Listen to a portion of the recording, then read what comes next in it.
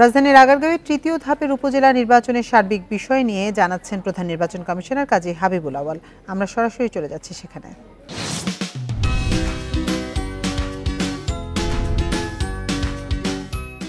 Vote গ্রহণ করা হয়েছে 16টি উপজেলায় এবং বাকিগুলোতে ব্যালটের মাধ্যমে ভোট গ্রহণ করা হয়েছে। এটাও বলে রাখা প্রয়োজন যে একজন চেয়ারম্যান বিনা প্রতিদ্বন্দ্বিতায় নির্বাচিত হয়েছেন, 4 জন ভাইস চেয়ারম্যান এবং 7 জন মহিলা ভাইস চেয়ারম্যান বিনা প্রতিদ্বন্দ্বিতায় নির্বাচিত।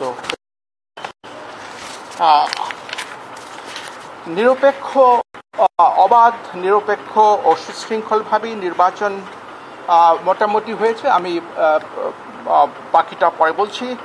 এবং প্রশাসন, পুলিশ, আইনশৃঙ্খলা রক্ষাকারী বাহিনী অত্যন্ত তৎপর ছিলেন। তাদের নিরলস পরিশ্রমের কারণে আমি বলবো তারা ধন্যবাদ পাওয়ার যোগ্য এবং তারা তাদের সক্ষমতা প্রদর্শন করতে পেরেছেন।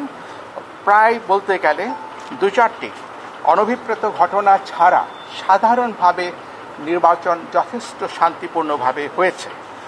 শুধু নির্বাহী প্রশাসন বা পুলিশ প্রশাসন নয়, ভোট গ্রহণকারী যে কর্মকর্তা কর্মচারীগণ ছিলেন তারাও যথেষ্ট পরিশ্রম করে দিনভর, রিটার্নিং অফিসার, ভোট গ্রহণকারী রিটার্নিং অফিসার সহ তারা পেশাদারিত্বের সাথে দায়িত্ব পালন করে আজকের যে নির্বাচন এটাকে সফলতা দিতে সক্ষম হয়েছেন।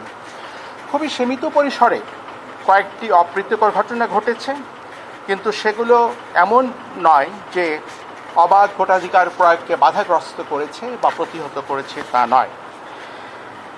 দিনভর গণমাধ্যমের মাধ্যমেও আমাদের চ্যানেলগুলো জাতিকে অবহিত রেখেছে আজকের যে 87টি উপজেলা নির্বাচনের যে গতি এবং অগ্রগতি সম্পর্কে।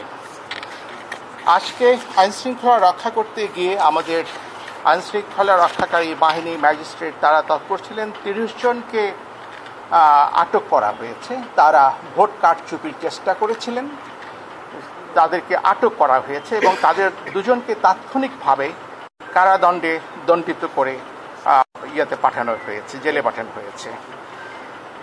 আজকে তেমন কোনো আহত হয় না, তবে প্রতিদ্বন্দ্বী প্রার্থীদের মধ্যে যে ধাওয়া পাল্টা ধাওয়া হয়েছে সেটার পরিপ্রেক্ষিতে 6 জন আহত হয়েছেন বলে আমরা জেনেছি।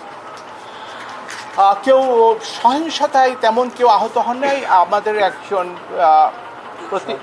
সহকারী প্রিজাইডিং অফিসার আকস্মিকভাবে অসুস্থ হয়ে কিছুক্ষণ পরে উনি মৃত্যুবরণ করেছেন। আমরা অত্যন্ত দুঃখিত এবং তার আত্মার মাগফিরাত কামনা করছি।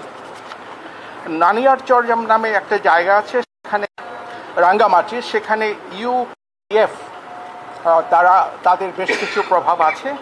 তারা কিছু ব্যালট বই ছিনতাই করে ফেলেছিল, কিন্তু সেই কারণে ভোট বন্ধ হয়নি। সেই ছিনতাইকৃত ব্যালট পেপারগুলোকে, ব্যালট বইগুলোকে ওগুলোকে বাতিল করে দিয়ে রিপ্লেস করা সম্ভব হয়েছে এবং ভোট গ্রহণ নিরবচ্ছিন্ন ছিল। নানিয়ারচরের জাহানতলি ভোট কেন্দ্রেও 50-60 জন ইউডিএফ সদস্য তারা গণ্ডগোল করার চেষ্টা করেছিল, কিন্তু সেটাকে প্রতিহত করা হয়েছে।